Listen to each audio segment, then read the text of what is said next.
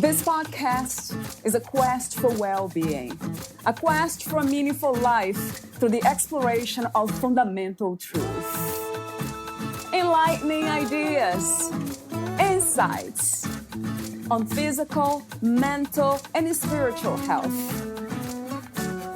The inspiration is love. The aspiration is to awaken new ways of thinking that can lead us to a new way of being well. Welcome to Body, Mind, and Soul Healing Conversations.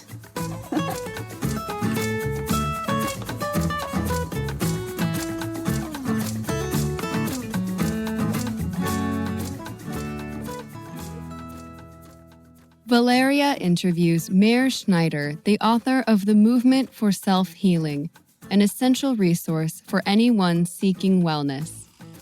Meir's book gives specific guidelines for healing back problems, arthritis, multiple sclerosis, breathing difficulties, eye problems, and muscular dystrophy. Movement for Self-Healing parallels the stories of Schneider and the people he has worked with, detailing his holistic methods of stimulating the natural healing powers of the body, offering a practical guide to specific exercises, and articulating a profound message of inspiration and hope. Meir was born in Ukraine and moved with his family to Israel at age 5. Both of his parents were deaf, and Schneider was born with severe vision problems. After undergoing 5 major unsuccessful eye surgeries, doctors pronounced him permanently legally blind. At the age of 17, he discovered the work of American ophthalmologist William Bates, who devised a method for natural vision correction through various eye exercises. Schneider started training diligently, sometimes up to 13 hours per day, and saw results very quickly. Within 6 months, he could recognize objects. Within a year and a half, he could already read without glasses. He would eventually improve his vision to the point of being allowed a driver's license, which he still holds. Recognizing the need for countless other people to improve their vision naturally, Schneider created his own vision healing program, which is now practiced by millions of people around the world. In addition to vision therapy, Schneider has a PhD for his work on muscular dystrophy. His books are bestsellers, and he was listed among the top 10 most inspirational Israelis. To learn more about Meir, please visit his website, self-healing.org. Here is the interview with Meir Schneider.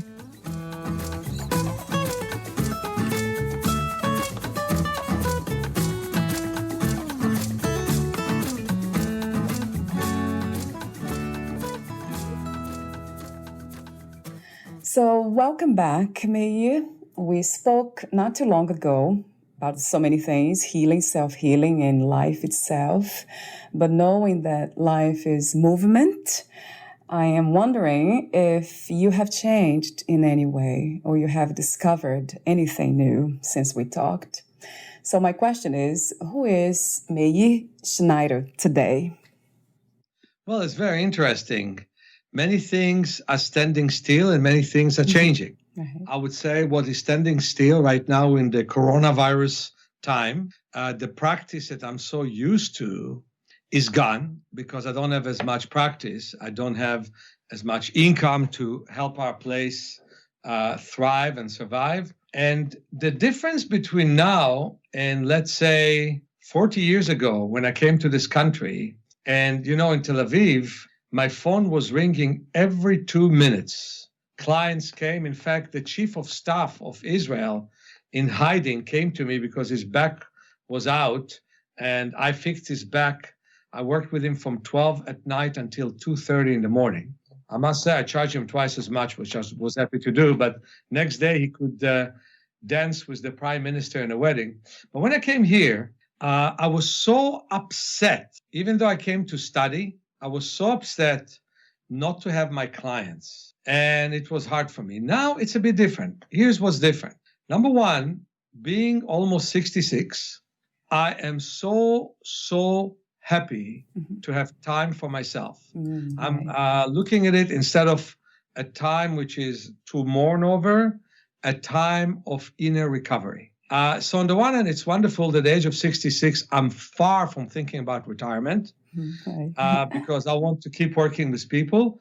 But on the other hand, I'm not suffering over not doing it. But what I'm doing is many things for free. For example, since we talked, we had the Spanish language conference on natural vision improvement. Wow. And I thought in the question and answers that I will have 10 minutes with a good translator. The organizer is fantastic in Spanish and in English. I thought I'm going to have a good translator for 10 minutes. But basically, 90% of the questions came to me. And even the organizers were trying to get some of the other 10 people. All the Americans did not join them because they don't speak Spanish. They didn't feel comfortable with translation, but I do because I do it all the time. But I was the only American. But truth of the matter is I was the only one that everybody wanted to speak with. So it was supposed to be for 2 hours. And this is what I like about the Spanish world. It lasted 3 hours and we hardly lost anyone. Here, every answer has to be short and people drop if it's too late and they're all busy. And in the Spanish world, it's different. There is time for things that they like to have. And so they stayed. Yeah. And one of the nice things that happened is that I did give them good answer. They considered me to be a star. Then I had my own free lecture on cataract. And it is in our YouTube, and people can purchase it for $25. But that lecture had 250 people. So on the one hand, I don't make money like I used to. I don't.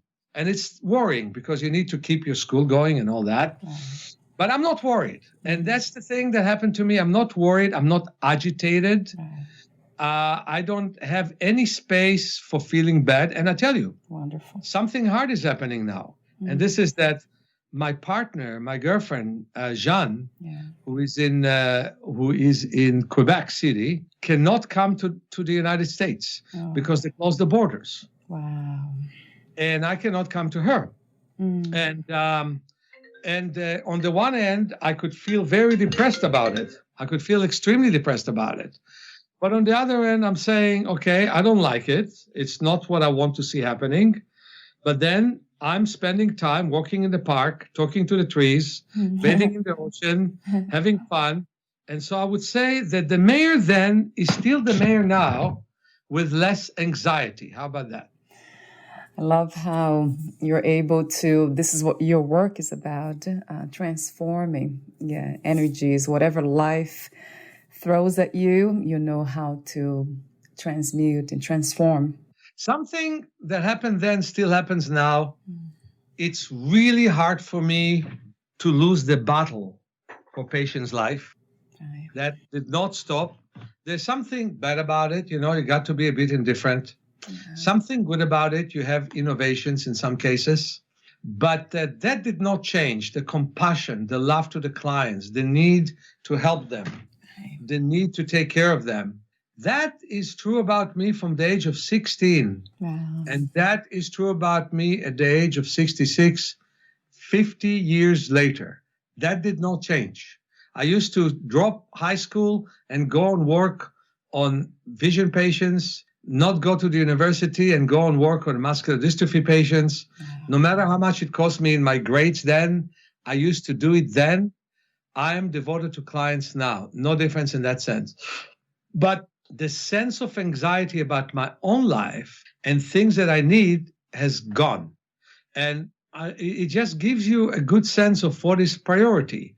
And the priority is helping others, but also helping yourself. And I want to say something about Corona, if I can. Yeah, sure. I am sick and tired of what happens right now with people. Look, they destroyed the economy of the world. All the fear-mongering people destroyed the economy of the world right now. And you know what it means? If you look at a country like Zambia, instead of having 500,000 people starving, there's 7 million. Oh, wow. And so many people are going to food banks right now.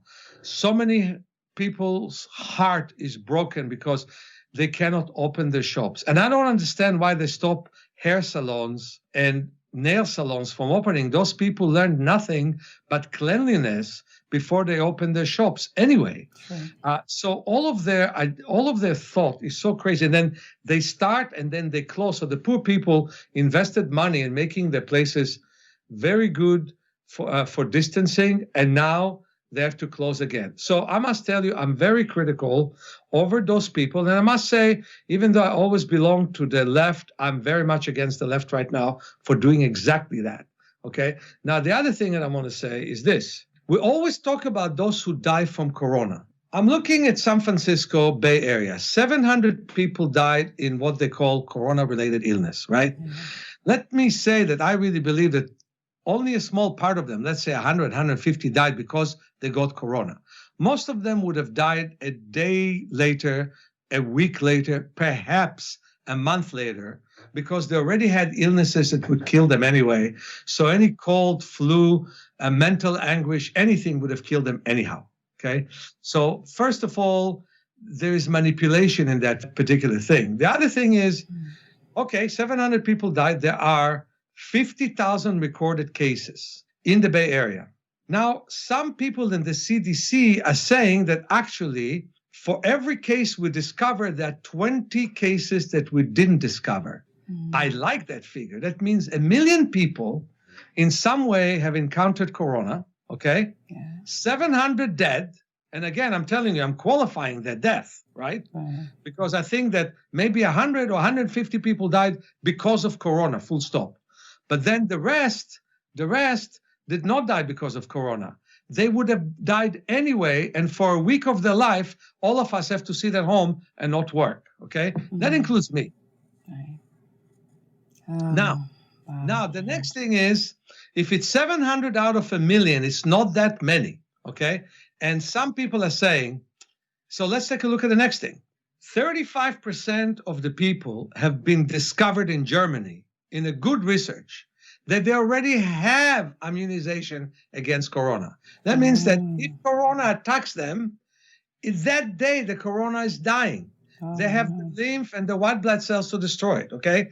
Now we're down to the 65% that would be attacked with it and would be sick from it, okay? So that's when I call it infection. I don't think it's non-infection if your lymph and your white blood cells already know how to put a hat on that virus and kill it.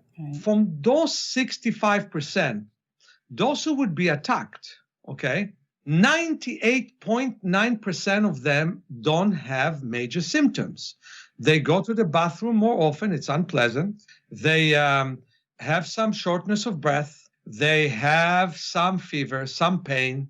5 days later, they're okay. Now you have the rest of them that are very, very sick, okay? Some of them, unfortunately, have chronic sickness after that. That also happened with flus and colds, by the way. Right. And some of them will die, okay? I agree with that. But what I want to talk right now is about the healthy people. We always talk about, don't create contingency. Now I'm saying, yeah, wear a mask to protect others indoors. Walk and have distancing. I agree with that. I think it's good for the cold and for corona. No reason why not. Right. But what about the healthy people who get corona? They get it. They recover from it if they're at all sick. Okay, so they said 35% cannot even be symptomatic, right? So they get symptoms, they get sick. Now they have a stronger immune system. So when the next corona comes, or the next flu comes, or the next problem comes, or cancer comes, now they have stronger immune system. Sure. I think it's healthy to get corona and recover from it. And what kills you? Your immune system kills you. Right. It's not the corona that kills you. Sure. The immune system doesn't know how to create the right immunity, the right hat to that particular virus and squeeze the life out of it, right? Doesn't choke it, right? It's like police walking around and shooting everybody because somebody created a crime. Now they kill a bunch of people, right? It's just like we talk about racism. They go against many people who have different skin just because some of them created crimes. That is really, I'm happy that we have response to that. But what I'm saying is the same thing happens in our body. what we need is to strengthen the immune system. True. And there are wonderful exercises with which we can strengthen the immune system. And I describe them in my book, Awakening, but I hint about them in Movement for Self-Healing. And those exercises are such that we contract our sphincters and then relax, because what happens is our sphincters are partially contracted all the time. And the reason is that in case of emergency, and we used to have a lot of emergencies in the jungle, we would have a lot of changes in the body, including suppression of the immune system. It was changes of blood flows to the muscles, not to the skin and not to internal organs. Kidneys stop working, pupils widen, everything that you have to do when you meet a lion. Right. But these days, you don't meet a lion, you meet lawyers, right? Right. It's even more important. And what happens is life problems are much more wide and extended, okay? So what happens is that we then hold our tension, and our immune system is suppressed because we didn't work out the tension. Like I was explaining in the case of Mr. Solano, that when he started to breathe, he started to feel cold and shivery all over his body. Well, the tension came out. So what happens is we hold tension, we don't let go of that tension, and it's basically our video. It basically goes with us throughout the whole life. Well, now is the time. I mean, I'm hearing more people eat chocolates. Well, I must tell you, that's my weakness too. But more people eat sugars, more people eat chocolates, more people get fat. What are they going to do with the next corona? I mean, we have to work on our health. We have to learn from the corona. And there's few things we need to learn from it. Number one, people didn't understand that masks are a small part of the whole thing. Right. We need to stop having circulated air. I think we should have more space heaters in the winter and less circulated air in the winter when many people have the cold. We should stop having air conditioners. That's how people get sick in Florida and in Texas. Because here's what happens. Let's say that you walked in the street, you jogged, and somebody passed near you. You didn't turn your head to the side, which you should always do, to the other side. Got you some corona, okay? No problem. You'll get corona, some diarrhea, some this, some that. You go home. Within 3 days, you recover, okay? Right. Now, let's say you have a partner. To the partner, you brought multitude of corona. And if the air circulates in your home, that amount of virus will go straight to him. Now, it's going to take him 3 weeks to recover. Right. So, and we all know it from kids playing in playground that a sister brought a little bit of virus. She recovered in 3 days, and her brother, who slept in the same room, took 2 weeks to recover. Right. So the thing is that we need to understand that circulated air is terrible, and most fancy hotels have closed windows with wires. Because of some idiots that committed suicide, all the rest of us have to breathe circulated air. That's crazy, you know? That's much worse than not having a clean surface you lie on. That's my opinion, because that brings the real virus to you. So circulated air is one thing. Fear. This is fear-mongering society. The fear kills you. If you're about to have mild corona, and now you hear in talk show that you're going to die, you're going to die. Yeah, it's true. That's what I say about corona. We are closing our economies. We are closing everything for the sick. But we're not considering the healthy. True. And we're not thinking, and we're not researching what happens to the healthy. And I think the healthy gets healthier. That makes so much sense. Yeah, I love your message, and we need to hear that. And that concerns me about the air conditioning situation. So I have to ask you a question. Like those who live in hot environments, states like... Open the windows. Yeah. Move the fan and take 5 cold showers a day. How about that? 5 cold showers? Wow. Yeah. Oh, you know what? You can put a bath for the whole day. Yeah. Do a warm shower, finish with cold, fill your bath, go 2 hours later, lie in it for exactly 30 seconds, go out, don't wipe yourself too well, so be a bit cooler, and do it, and that way you don't have any problem. I mean, if you put the fan on, instead of the air conditioner. You save yourself money on electricity. Open the windows, put, of course, a screen. Otherwise, the flies will love you.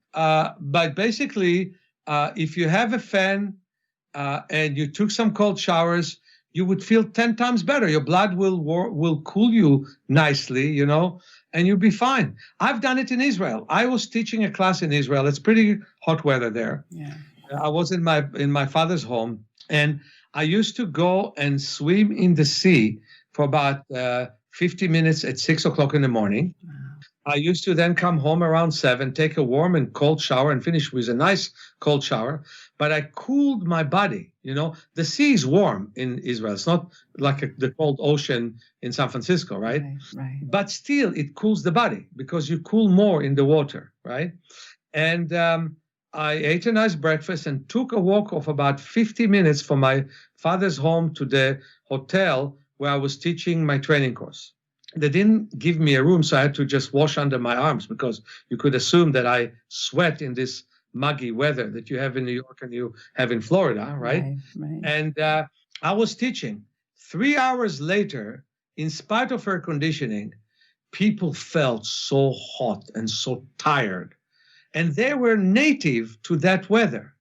I didn't, because I cooled my body in advance. Right. So that's the strategy. I love that. And if you have to go to work, then put a cold towel on your neck. That's all.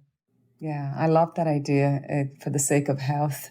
So you are actually against air conditioning altogether? Never use it, or sometimes? I wouldn't say altogether. You can put air conditioning when you leave, so the place will cool. You can put air conditioner when you're alone. Okay. Right. Or if you know for sure that your partner or friends don't have illness, but you are risking yourself with any disease that relates to virus and contagious, regardless if it is COVID-19, or it is the bird flu, or it is a cold that we don't know. You really risk yourself of getting it if the air conditioner is on. That's all I can say about that.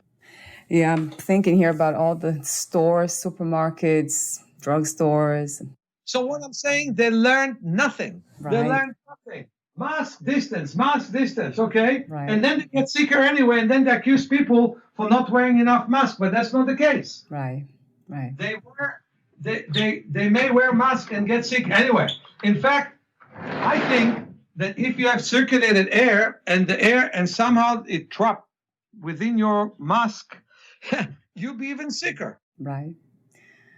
This seems like, it needs to be revised, right? This whole... Absolutely. Yeah. But the problem is that you have a small program. I wish that you were international and national, and we could affect governments for two things. First of all, stop making people miserable. I want my girlfriend, I don't have her. Right. I mean, I have her 8 phone calls a day, but I don't have her near me in my life. We didn't have conventional relationship. She was in Canada and she traveled with me all over the world to teach, and she came very frequently to San Francisco, each time somewhere between 20 days and 2 months.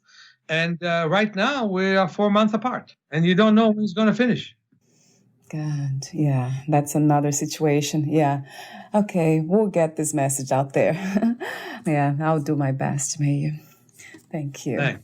So talk to me about the inspiration and also the intention of writing your book, Movement for Self-Healing, an essential resource for anyone seeking wellness.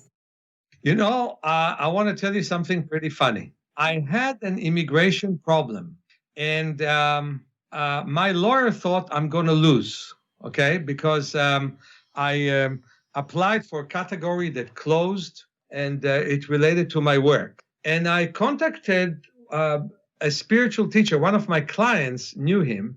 So I contacted him, and he meditated for me. And it's interesting, the day that I met the immigration cop, my lawyer was so afraid, and I wasn't. And that guy, when we finished, said, those people normally are mean, right? Mm-hmm. When we finished, he said, I have no right to tell you, but I'm all for you. And and my case was resolved. It took some time. It was all kinds of procedure, but it was resolved. And that guy, I met him, but he was not a good student of mine. He did not do his exercises. But he said, you have no choice but to write a book. And that's what started me to want to write a book. And then I wrote about my life experience, because I'm very happy about it, because I don't have enough of a formal education. And yet these days, many physicians study with me. Right. And yoga practitioners study with me, and physiotherapy study with me. And many, many people study with me in many different parts of the world because of the contents of my teaching. Right. And that book, in many ways, was like my business card in some ways. But I didn't do it as a business card. I was really bringing up the cases that I had. And it was just wonderful to bring them. Like when I bring the case of the man with multiple sclerosis who was desperate, who was dizzy, who felt so bad. And one day, and don't ask me how I knew it, I take him to the balcony and get him to move his head in rotating motion. And he's dizzy already, right? He moves it a couple of times, he throws up. He becomes completely green. And even with my poor vision, I could see how he became green. He had no strength to stand. Take him to the table, massage him, take him again. He moves his head in rotating motion, throws up. After the 8th time, he didn't throw up, he just felt weak. And ever since then, he was not dizzy. How the hell did I know that? I don't know. So the idea was, I guess, to actually get him to do exactly what he's suffering from in order to recover from it, just like they do in homeopathy. But I did not know anything about homeopathy then, and I just did it, So cases like this, I really feel that with intensive work, when you can contemplate the needs of your clients, you can make a change in the body. How wonderful. That makes me think about intuitive healing. So you might be an intuitive healer. Well, but I really believe, like the ancient Greek philosophers believed, that life is movement. Right. Socrates says, you don't enter the river because you change all the time and the river flows all the time. And I think that everything moves. And what makes us sick these days is that we're stagnant. We're used to the chair that we sit on. We're used to the thoughts that we have. We're used to the rigidity that we always have within us. And that's how we get arthritis. That's how we get multiple sclerosis. That's how we get most of the illnesses that we have. And if we found a way to move out of that way of thinking, we would have totally different life. Free, happy. Look at me. I'm 66. Find for me a 20-year-old who would have gone to the ocean with me today and bathed. Right. They're all afraid of it. It's a myth. Right. But they're all afraid of it. It's actually today almost 60 degrees. But in the winter, it's 50 degrees, sometimes 48 degrees. Everybody is afraid of the ocean. Wow. And I'm not afraid. I bathe there summer or winter. No, these days being 66, mainly summer and mainly when it's hot. Still, I don't have partners. Right. That is amazing. So that says a lot about the mind. This is something that you mentioned in your book that caught my attention. The power of the mind, awareness, when it comes to healing. I'll ask you a question in a moment. By the way, don't think I'm a hero after I bathe, go to my home, sit in a nice hot bath, crawl all over the world, and having a lot of fun. So it's not like I don't have fun, but I have fun to cool myself and I have fun to warm myself. And I simply have fun and I'm allowing my blood to flow all it can. And the result is that I can walk for miles and I don't complain about walking for miles. Even when I'm tired, I can walk. And many people, when they reach their 50s, all of a sudden can't do it. You know that? Yeah. That's crazy. I think you should be able to do it when 110 if you leave. Yeah, I agree. What a wonderful message. Yeah, I have to say that 1,000 times. I love everything that you represent. So, yeah, that's exactly it. It's the limitations caused by the mind. So it's a way of thinking. So for a moment, may you please talk to me about your healing story, growing up blind and coping with blindness. So I was the blind kid of two deaf parents. I was known all over the country of Israel. It's a small country, but especially in Tel Aviv, as the blind kid of deaf parents. Everybody already knew that. All the deaf community knew, but they even remember me as a blind kid. And my parents were wonderful people. I must tell you, my parents were fantastic people. I wish that many, many people would be as compassionate and as wonderful as my parents were, really. And I had a very nice sister. I must say she was even nicer when she was growing up than became established in life. It happens to people, right? But anyway, I had a very, very nice sister. And I grew up, and there was some tension at home, which I'm not going to speak exactly what it was, but it wasn't related to me. And I had to cope with it as a kid. And then I met a kid. And I actually didn't even want to meet him. My grandmother says that I should meet him, and she says I'm full of ego for not meeting him. And I was a good kid in high school. I always talked politics. If any kid wanted to punish another kid, he would bring him to me, and I would say, "Hey, Meir, this guy does not agree with you." And the guy said, no, I didn't say I don't agree with you, because they were afraid I'm going to give them a lecture, right? So anyway, I kind of established myself as the quickest Braille reader in the state of Israel. Kids resented me because often there weren't Braille books for the 9th grade, and they were imposed upon to sit down and read to me stuff after school.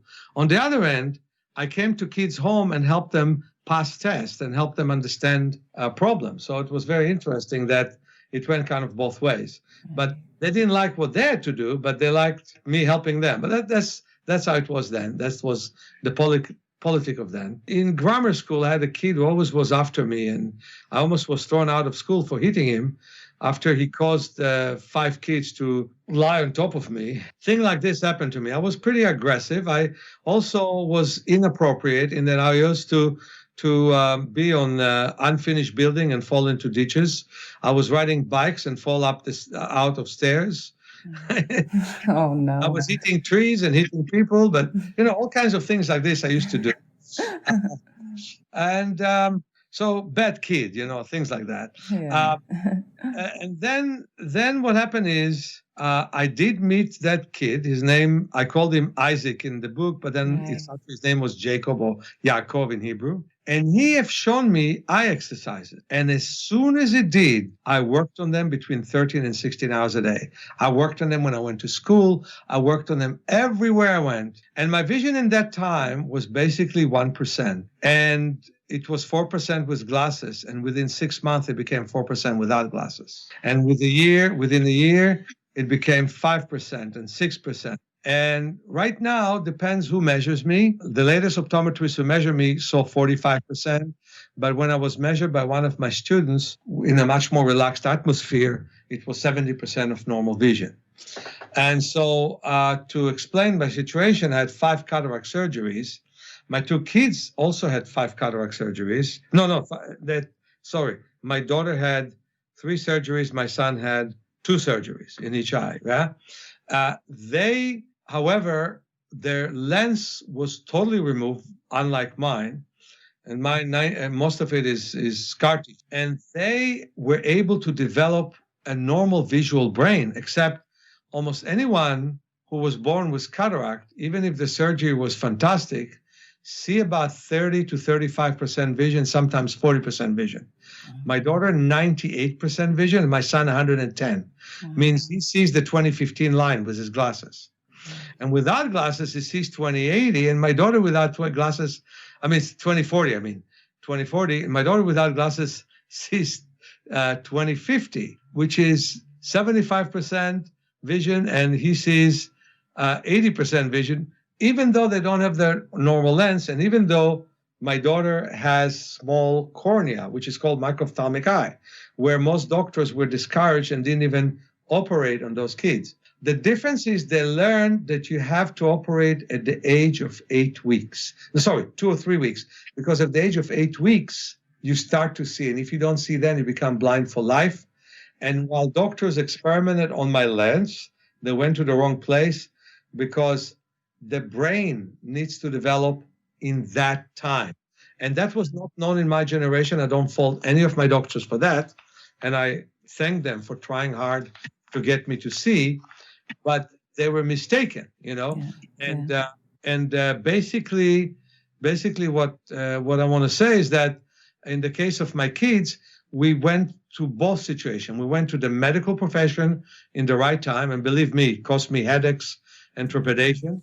Yeah. But we also did with them eye exercises.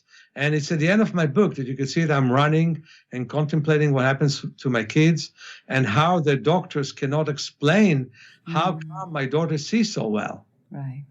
And that brings me to the topic or the word of movement. So there's two questions imposed in your book that I have to ask you. Why do we need movement? And what is the correct way to move, Meir? So I really believe that movement is life. I mean, life is constantly moving. I mean, the earth moving around its own axis quicker than any airplane can fly, right? The sun moves quicker than the earth, and the solar system moves quicker than the sun. And so the universe is in continuous movement. It's not sitting still. Every cell moves. I mean, without a good movement of your circulatory system, you're sick and you're dead, basically. Right. So I think that somebody says you can die once or you can die 1,000 times. And we die 1,000 times by degenerating. So movement is life, and life is movement. And so the way to move is not by telling, but by asking.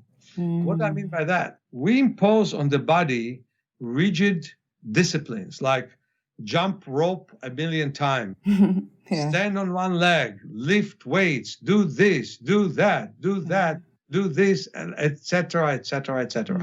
Okay? That's what we're being told to do, right? The real important thing is to listen. There's a very famous author by the name of Thérèse Bertherat. She's not famous in the wide world, but she's famous in the world of movement. And she talked about the Meir method, and she said, and it's called the body knows its movement. It's out of print right now, unfortunately, but it was known in the 60s and 70s. Her husband died. He was a psychiatrist by one of his patients. And she started to really believe in the world of movement and start to work there. And she says, your body is your house. You're the landlord. And a long time ago, you lost the keys. And I think something is really right about that. Anytime I work on myself, I lie down on the floor, start to do movements. And just like a nice symphony, one movement leads to the other, and the other one leads to the other, the other one leads to the other. It always goes with the breath that goes with it. And you feel what the body needs at this moment. And you loosen exactly what the body needs loosening. And you don't allow your body to stiffen and to freeze. And that is the exact opposite of life. In life, we're supposed to sit still. Doesn't matter what the body feels about it. Kids are thought to be agitators and bad behavior because they cannot sit still. They feel that the body doesn't want it. So I'm happy with the schools that let kids sit on pillows, cross-legged. That's much nicer. And so the point is, our body needs something different than what we give it. For example, we have more than 600 muscles in the body. We use between 50 and 75 of them. We're not aware of most of the movement that exists for us. Who knows how to move their toes one by one? On the other end, some guitarists can play, like Jimi Hendrix, can play a guitar with their toes. People who are unfortunate and don't have the arms, some of them learn how to feed themselves with their own toes, how to snatch even a diaper on a baby. And we don't know how to do that. We don't have enough. So think about it. You're standing on your feet all day long with the muscles of the toes basically build most of the flesh of your foot, and you don't even have enough control over your toes. What do you expect is going to happen?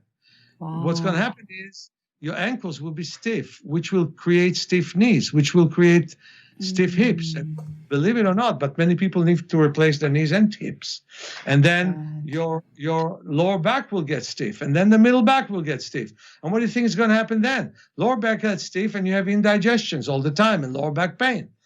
Middle back gets stiff, and there's problems with the heart and lungs. And what happens then? The shoulders get rigid, the neck gets stiff, the jaws get stiff, and then people have TMJs, and Dentist makes hundreds of thousands of dollars on every mouth, I'm exaggerating, but that's, and basically that stiffness is very dangerous. It leads to strokes and heart attacks and breathing conditions, and now that we have the corona, that's a good way to explain that your body is much more vulnerable to what can happen to it. Right. So one of the things that I want to say about it is that you have to start and learn the movement you normally don't do. When I teach a class and ask everybody to lift the legs sideways and stay there for a minute, you'd see how much they're straining. They're not used to sideways movement. But yet when we climbed our trees, we had to have sideways movement. When I was walking with a group of Israeli kids in the Carmel Mountains, we saw all those Druze kids coming to ask money from us because there was a break in the school. They were running bare feet on those rocks. We were complaining about having double socks and special shoes and still hurting in our feet, right? So I don't know if you call it modern or refined, but my goodness, did we lose it as a group of people? On the one hand, we live longer, and on the other hand, we lost the quality of life. So one thing that I would like to say, strength is stronger muscles, definitely, but also finding muscles you never knew you had. It is better activity of the central nervous system that integrates all the muscles and doesn't allow muscles to be dormant. And that is what you work on, finding the muscles you never knew you had and integrating them with the muscles you always work with, and a stronger immune system. So you see, if you don't have a stronger immune system, you're not strong. True. If you don't have integration of the muscles you didn't use before, let me tell you, most bouncers, those very buff people that could beat up on everybody, meet them in their 60s and they can't even shake your hands. They're so weak, they're so stiff, they're so sick. And it happens to almost every athlete that they lose it at a certain age. Oh, what a good, strong guy I was, they tell you in the past. Well, that doesn't do anything. I'm 66 and I can bathe in the cold ocean. What do you say about that? I can say that you know a lot about your own body. You're an expert. I love what you said about not telling the body what to do and how to move, but listening to it. Exactly. Building skills to hear it. Building skills to work with it. We lost those skills. We don't know what we start to have obsessions for instincts. What instincts do we have? Eat more, eat more, eat more, right? That's the instinct you have, okay? Then we have, I won't talk too much about sex, but we have sexual instincts, right? We need sex. We don't have the instinct is, oh, you know what? I need a deeper breath. We don't have the instinct actually, I need to move more. We have it a little bit, but we don't have it as much as the body desires. And we basically blocked ourselves from the body. We're in the aspirin age where if you have a headache, you don't want to learn anything from it. You don't want to do anything about it. You just want to take a pill to suppress it. If you have sleeping disorder, you want the pill to stop you from having sleeping disorder. What a mistake. You should really find a way to sleep in a way that is right for your body. And I give a lot of advice about that. For example, to walk before you go to sleep, to never turn the light on if you wake up, to just listen to transformational tapes, and to feel okay with resting and not sleeping until you sleep. Do you connect movement to breathing? Absolutely. I mean, breathing is like the gas that helps you move. How would you move without oxygen? And how would you get oxygen without breathing? Right. And so the question is, how do you do deeper breathing? Deeper breathing is not a forced one-time breathing act. That's not deeper breathing. It's deeper for now, and it is shallower for later. Deeper breathing is slower breathing. True. The slower you breathe, the better it is. Because then, especially if the exhalation is slow, the brain wants more inhalation. You get more oxygen. The cells are more oxygenated, and they bring much more life to themselves and to the body. And that's why I think that in and out breath through the nose, with very exceptional time of breathing through the mouth when you exert yourself. But most of the time, inhaling slowly through the nose and exhaling slowly through the nose is the best way to go. It keeps your eyes wet, your mouth wet. It doesn't become dry. It helps your autonomic nervous system to be in line You're having much better activity of the parasympathetic nervous system, which is the relaxing system. It helps your digestion and it helps your way of thinking, because most of us are not free people. We're in prison of old thoughts. It doesn't happen that, and I'm asking right now the audience, doesn't happen to you, the audience, that think a thought that you don't want to think, but it comes to your head again, a thought that doesn't serve you in any way, but it keeps popping and occurring, and it rules you. And finally, you do things that thought demands from you to do, right? That's the point. The point is that we really need to work on sensing ourselves in a much better and a deeper way, better than we ever did, and breathe deeper by breathing slower. And quite often, subtle movement leads to a deeper breathing. What many people think is just a warm-up is what we need to focus on. For example, when you move your shoulder in rotating motion, you want to do it in the smoothest possible way. That kind of, it makes so much sense, everything you say. And then we said about toes, that we cannot, most of us cannot move one toe at a time. And that's true. I just tried and I couldn't. No. Like, oh my God. So let me tell you about a nice story which is in my book. I don't know if you already read that. Daphne, that was one of the best stories I've had there. A lady gives me a call. She fell down in Seattle. She visited friends of hers, and they had an unfinished basement. So she came to visit them, and she fell with her 3-month-old boy. To make sure because he was in her hands, that he wouldn't get hurt, she allowed her head to hit the ground so he would not get hurt. So he didn't get hurt. But right after that, they called emergency. And right after that, she had double vision. And the doctors did not think it's going to go away. So she came to me for a week of intensive treatments. And one of the exercises I've given her is to look far the distance. It doesn't work for everyone, but for her it did, because far the distance it was single. And slowly come nearer, and then it will start to be double. So go back to the distance, back near, back to the distance. It doesn't work. That I have to always invent a new exercise for people with what's called diplopia, double vision, when the eyes don't work together. Because what happens is the eyes start to see at the age of 8 weeks to normal people, not me, but normal people, right? But only at the age of 4 to 6 months, they start to work together. So it's not as stable. And so what happens is quite often, one eye will look separate than the other eye. That's when you have strabismus or cross-eyedness. But when you get an impact, it's one of the things you can disturb. When you get a stroke, CVA, it's one of the things you can disturb. So in her case, it was nice to work with her. And when she left, she hardly had any double vision. So I wrote about her in my book. So then in my book campaign, I went to East West Bookshop in Seattle, and she lived in Seattle, and she waited for me when I came to the lecture and invited me for dinner in her home. She had a wonderful husband and wonderful 3 kids, and he was also very hospitable. And she told me that whatever double vision she had, and I wrote about her in my book that she still had a little bit of double vision, totally within a year disappeared. So that was a very interesting story of somebody who had a bad concussion, double vision, and the double vision disappeared.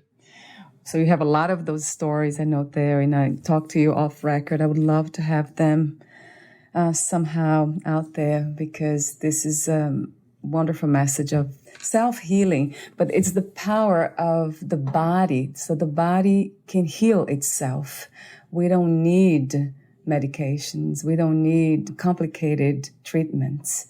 In most cases. Most cases, right, Meir? Yeah. So let me just say something that I have many newer stories. For example, a story about a kid with spinal bifida, which is basically that the spine doesn't close and there's incredible swelling in the root of the spine, and it puts pressure on the kidneys and other places. So the doctors do a very important surgery. They remove the fluid and they fuse the vertebrae. The problem is modern medicine does not know any way to prevent hurting some nerves. So they hurt some nerves that go down to the feet, and they have all kinds of problems like club foot, like the foot is bent and cannot straighten. And they straighten it with surgeries. Well, first of all, I had a kid who couldn't crawl. Well, we worked with him on crawling. I taught his parents to imitate crawling. Right leg with left foot, right hand with left leg, left hand with right foot.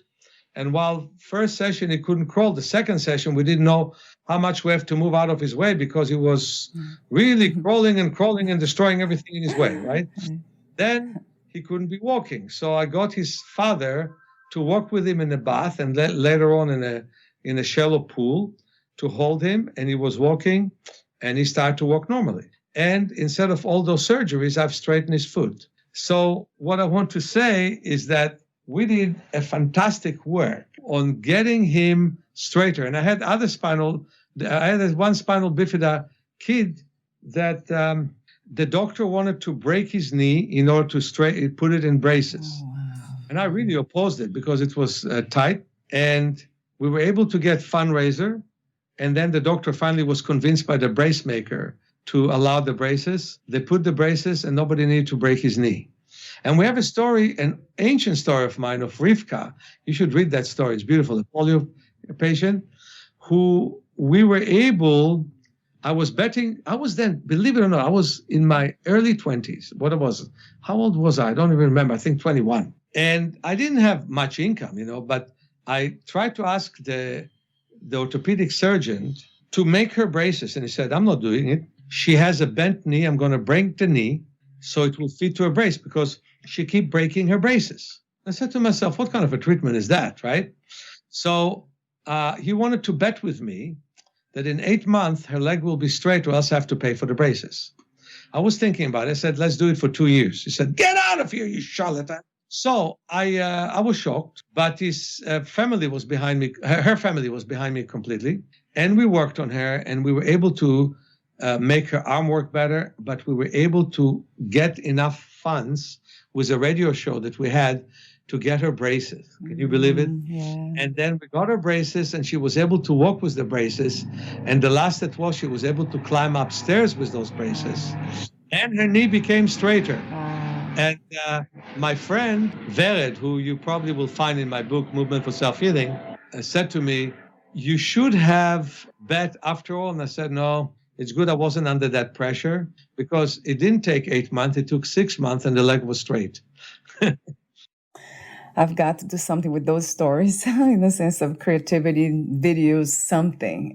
Those are powerful. We need to hear them more. So get inspired to understand that we can't heal. Like you said, not all of us. Even if you can heal, sometimes you need to have a complicated medical treatment. Sometimes. Yeah. Sometimes you don't. But first of all, the medical profession doesn't give us enough credit for the healing powers we have. True. And they over-medicate us. And one of the reasons that so many people suffer from corona, pay attention. In Africa, fewer people suffer from it than here, right? Except in South Africa, right? So why? Why is that the case? Here and in Israel, they suffer less because of all the antibiotics we take. When the antibiotic fixes, it's one thing you take penicillin because you really need it. It's another thing you take it because it's easier for you to heal with it. Right. So if you overtake all those medications, you know what happens to you? You're basically destroying the capacity of the immune system. We have a bacteria that is in a quarter of humanity that we inherited from a tiger. It's called Helicobacter pylori, and it's a known one, right? And basically, you can cure it with antibiotic because it's a bacteria. You can't cure with virus with antibiotic. But what you do is you then destroy the immune system of the body. And as you destroy the immune system of the body, all of a sudden you get asthma and other problems. Do you think that there will not be problem with the vaccine that we get for corona? We're going to have so many more mononucleosis. We're going to have so many more autoimmune illnesses. What do you think? That there's free lunch in the world? Right. So what I want to say is that, yes, some things we have to fix aggressively and with invasion. And sometimes medical treatment makes sense. I know of one wonderful practitioner of vision that had uterine cancer and refused to remove it and wanted to fix it naturally and died from it. That doesn't make sense. So we removed her uterus and we still have a wonderful teacher of natural vision improvement. Sometimes you have to go the other way, but sometimes, not most of the times. And we have to find out when we need to and when we not need to. And with no discrimination, people are writing too many pills. Right. And people demand too many pills. I think it's wrong for you to demand pain-killing pill from your doctor. I think the opioid crisis starts with the fact that when I had a wisdom I had a wisdom tooth that broke, and then they pulled it. And immediately they wanted to give me medication. So what do you need medication for? If I have pain because you removed my tooth, you put me under anesthesia, then the anesthesia made sense. You pulled part of the tooth, it should hurt. And you know what? It was slightly sensitive, didn't hurt at all. Yeah. Wow. But she would have given me medication, on which I could easily then depend, you know? True, so true. The point is, you have a headache, find why you have a headache. How is your digestion? How is your personal life? Do you exercise enough? Don't just get rid of the headache with an aspirin. It reminds me of one lady who had contact lenses that did not fit her. So she hurt from wearing them, so she took aspirin not to feel it. I mean, that is so symbolic to what most of us do. We do things that cause us pain, and then we try to kill the pain instead of learn from the pain. What a great lesson. Boy, yeah, I have to say the message is so true, profound, and we need to hear this. It's almost like a reminder too. We need to be reminded. That's one thing, a habit that I don't have myself, but I know that a lot of people out there, they need to be reminded. My family members, my husband, everyone. So that's great that you keep saying that. We're almost at the end of the interview. I have one technical question for you, Meir. But before that, would you like to add anything? Yeah, I want to say that peace and quiet within you is very important, no matter how your life is. And now in the time of Corona, when the governments caused us to close down, whether we like it or not, and personally, I don't like it, it is a time to be as peaceful as you could be, no matter what. Be a peaceful warrior for your life. That's important. Movement is the way. Movement, not simple exercises, movement. The movement from within that leads to more activity. Because for me, movement is not simply motion in space. It's that too. But it is actually getting more and more connection between your brain and parts of your body that you never used. So it is actually waking up the central nervous system, calming down the peripheral nervous system. That's what real movement is. And it comes with breath, and it comes with consciousness.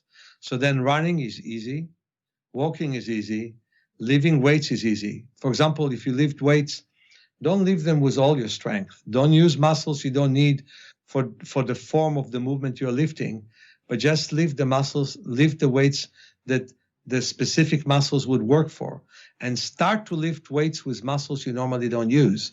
So you will be balanced, because true strength is balance, and that we can recover from multiple sclerosis. We can prevent muscular dystrophy from exacerbating.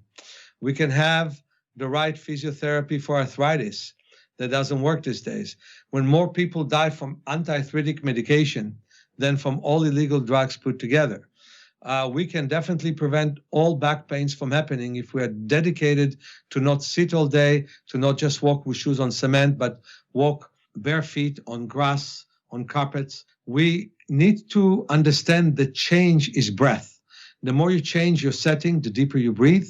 And this is one of the most important things. What gets you to breathe deeper is your brain demanding more breath. And we should accept the fact that we are powerful. This is one thing that Nelson Mandela said, which I think is so true. It's harder for us to accept how powerful we are than to believe we're losers. So I think we should accept our power in all situations and never, ever give up on being more alive.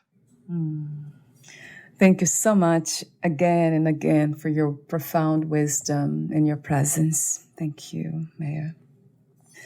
And my final question is, where can we find more information about you, your books, products, services, and future projects? Please support us right now. We need more books both right now and more programs, and support yourself through supporting us, and tell friends about us. So our website is www.self-healing.org, www.self-healing.org. You can write to office manager at self-healing.org. Our phone number is 415-665-9574. And we want to hear from you and your friends. And please tell about this show and many other places in your Instagram, in your Facebook, everywhere, so you can really make our work more known. It's not known enough. And the whole world of rehabilitation must change from rehabilitations to habilitations, from rehabilitating, from being sick and vulnerable to becoming strong. And on the one hand, allowing yourself to be vulnerable mentally and being stronger physically. What a wonderful message. Thank you so much again, Meir, and we'll talk soon. Thank you. Bye for now.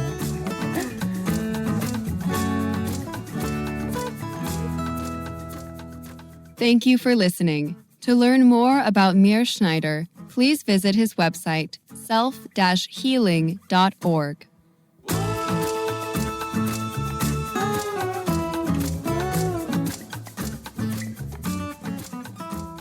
To learn more about this podcast, please visit fitforjoy.org/podcast.